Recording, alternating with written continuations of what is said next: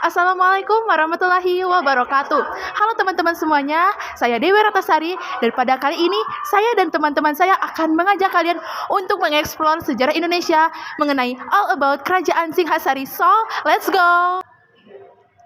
Hai guys, perkenalkan nama aku Rindu Aulia Islami dan di sini aku akan menjelaskan tentang Kerajaan Singhasari. Yang pertama, corak atau agama yang dianut oleh Kerajaan Singhasari yaitu Hindu dan Buddha. Lalu, nomor 2 yaitu Kerajaan Singhasari berdiri sekitar tahun 1222 sampai 1292 Masehi dan durasi kekuasaannya yaitu sekitar 10 tahun. Yang ketiga yaitu Kerajaan Singhasari mencapai kejayaannya pada masa kerajaan yang dipimpin oleh Kertanegara, raja yang terakhir dan paling sukses. Kemudian di sini juga aku bakal ngebahas mengenai bukti-bukti kejayaan Kerajaan Singhasari. Jadi, bukti yang pertama itu adalah wilayah kekuasaan Kerajaan Singhasari ini yang meliputi Jawa, Madura, Bali, sebagian Sumatera, dan Semenanjung Malaya hingga ke Sulawesi, Kepulauan Maluku, dan Kalimantan. Kemudian bukti-bukti yang berikutnya ini adalah Kerajaan Singhasari ini menguasai jalur perdagangan dan maritim dari Selat Malaka hingga Kepulauan Maluku. Lalu bukti-bukti yang berikutnya itu adalah adanya peninggalan candi-candi yaitu Candi Singhasari, Candi Kidal, dan Candi Jago. Kemudian adanya peninggalan prasasti yaitu Prasasti Malurung dan Prasasti Singhasari. Kemudian guys, Kerajaan Singhasari ini juga pernah loh mendapatkan prestasi dalam hal mengusir orang asing. Mengapa demikian? Jadi gini nih ceritanya guys.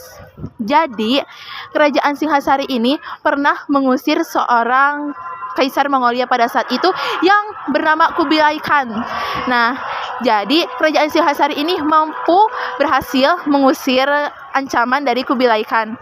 Sebab tidak banyak daerah di Asia itu mampu mengusir sang Kaisar Mongolia tersebut. Sehingga prestasi ini merupakan prestasi yang sangat membanggakan bagi Kerajaan Singhasari. Lalu yang berikutnya, aku juga bakal ngasih tahu nih guys ke kalian akan peninggalan-peninggalan Kerajaan Singhasari. Yang pertama itu peninggalannya berupa candi, yaitu Candi Singhasari, Candi Jago, dan Candi Kidal. Kemudian yang kedua itu peninggalannya berupa prasasti nih guys, yaitu Prasasti Malurung dan Prasasti Singhasari. Kemudian ada juga nih peninggalan yang berupa kitab yang isinya itu menceritakan atau menjelaskan mengenai Kerajaan Singhasari pada masa itu, yaitu kitabnya yang bernama Kitab Pararaton dan Kitab Nagara Kertagama.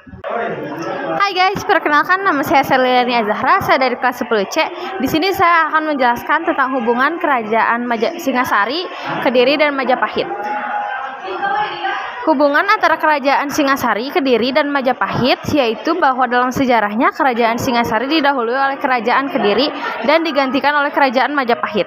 Nama Kerajaan Singhasari yang sesungguhnya ialah Kerajaan Tumapel dengan ibu kotanya bernama Kutaraja. Pada tahun 1253, nama ibu kota tersebut diubah menjadi Singhasari.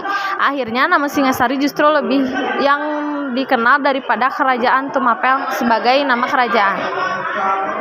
Lalu di sini juga saya akan menjelaskan silsilah raja-raja kerajaan di Singhasari. Menurut versi Paraton yang lebih dikenal menyebut Ken Arok sebagai pendiri Singhasari. Ken Arok menjadi raja pertama Singhasari di usia ke-40. Beliau bertahta dan memimpin kerajaan dimulai pada tahun 1222. Ken Arok bertahta selama 25 tahun. Raja kedua Anusapati yang bertahta mulai tahun 1247 setelah ia membunuh Ken Arok. Balas dendam ini berlanjut ketika Anusapati dibunuh oleh Toraja, anak Ken Arok. Setelah 2 tahun, raja ketiga di kerajaan ini adalah tokoh Tohjaya, memimpin kerajaan mulai dari tahun 1949 atau Jaya bertahta selama 2 tahun. Beliau digulingkan oleh ponakannya Winusawardana yang merupakan anakan Sisapati. Raja keempat Antam yakni Wisnuwardana bertahan selama 22 tahun. Beliau digantikan oleh putranya Kertanegara. Raja kelima adalah Kertansara. Beliau memimpin kerajaan mulai dari tahun 1272 di bawah kepemimpinan Kertanegara Singasari makin sejahtera dan berkembang. Mereka menguasai perdagangan rempah, beras hingga kayu cendana. Selanjutnya di sini saya akan menjelaskan tentang kisah cinta segitiga Ken Arok, Ken Dedes, dan Tunggal Amatung. Kisah cinta segitiga antara Tunggal Amatung, Ken Arok, dan Ken Dedes dimulai oleh Ken Arok yang bekerja sebagai pegawai lalu membunuh Tunggal Amatung karena ia menginginkan istri Tunggal Amatung yang terkenal cantiknya, yaitu Ken Dedes, sehingga Ken Arok pun menjadi tumapel yang baru dan memisahkan diri dari kerajaan tersebut. Perkenalkan, nama saya Fitriana. Saya akan menjelaskan tentang pembunuhan Ken Arok. Jadi, Anusapati membunuh Ken Arok karena Anusapati merasa dendam terhadap Ken Arok, sehingga Anusapati membunuh Ken Arok untuk melampiaskan rasa dendamnya saat ayahnya Tunggal Amentung dibunuh oleh Ken Arok. Halo guys, jadi di sini aku akan menjelaskan tentang kasus pembunuhan di Kerajaan Singasari. Dramat saling pembunuhan terjadi di Kerajaan Singasari karena adanya terjadi cinta segitiga antara Tunggal Amentung, Ken Arok, dan Ken Dedes. Yang berakhir pembunuh Ken Arok oleh Tunggal Amentung oleh Ken Arok. Anusapati pun merasa dendam terhadap Ken Arok karena telah membunuh ayahnya. Balas dendam ini pun terus berlanjut karena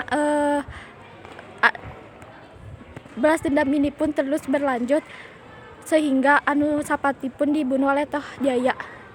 Dan sektor ekonomi di Kerajaan Singasari ini sangat baik dan stabil karena wilayah kekuasaannya yang cukup luas sehingga mendukung lalu lintas ekonomi di Kerajaan Singasari ini. Assalamualaikum warahmatullahi wabarakatuh. Saya Pak Tarman Fadila. Saya akan menjelaskan penyebab runtuhnya Kerajaan Singasari.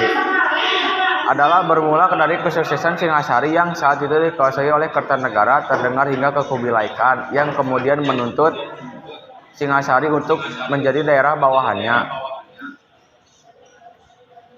Lalu dirinya dikalahkan oleh Raden Wijaya, menantu Kertanegara yang memanfaatkan kedatangan pasukan Kubilai Khan di tahun 1293. Kerajaan ini berada di jalur perdagangan yang strategis karena kerajaan ini menguasai jalur perdagangan dan maritim dari Selat Malaka hingga Kepulauan Maluku. Tak hanya wilayah kekuasaan, kerajaan ini menguasai jalur perdagangan yang maritim dari Selat Malaka hingga Kepulauan Maluku. Saat itu Tumapel adalah di daerah bawah kekuasaan dari Kerajaan Kediri. Balas dendam antar saudara karena cinta segitiga ini, Anusapati anak Tunggal Ametung dibunuh oleh Tohajaya anak Ken Arok.